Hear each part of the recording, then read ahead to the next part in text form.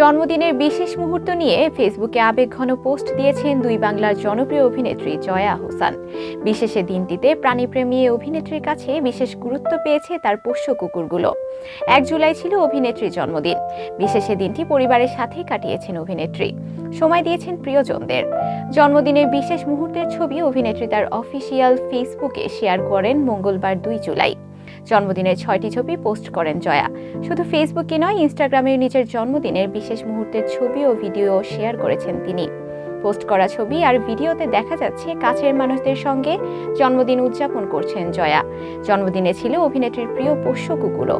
তবে বিশেষ দিনটিতে মজার ঘটনাও ঘটেছে। জয়ার পোস্ট করা ছবি ও ভিডিওতে দেখা যাচ্ছে জয়া জন্মদিনের কেক কাটার আগেই সে কেক খেয়ে ফেলেছে অভিনেত্রীর পোষ্য কুকুর। এরপর কুকুরের প্রতি ভালোবাসা থেকেই সে খাওয়া কেক কেটে জন্মদিন উদযাপন করেছেন জয়া। জয়ার এমন কাণ্ডে ভক্তদের মাঝে তৈরি হয়েছে মিশ্র প্রতিক্রিয়া। অনেকেই প্রাণীপ্রেমী বলে জয়াকে শুভেচ্ছা জানিয়েছেন, আবার অনেকে প্রশ্ন করছেন প্রাণীপ্রেমী বলে কি কুকুরের খাওয়া কেক তারা খাবে। জয়ার নিন্দুকেরা আবার বলছেন কার জন্মদিন বুঝতে পারছেন না তারা, জন্মদিন কুকুরের নাকি জয়ার ছিল, এমন মন্তব্যও করেছেন অনেকে। তবে পোস্ট করা ছবির ক্যাপশনে জয়া লিখেছেন তার জন্মদিনের অনুভূতি।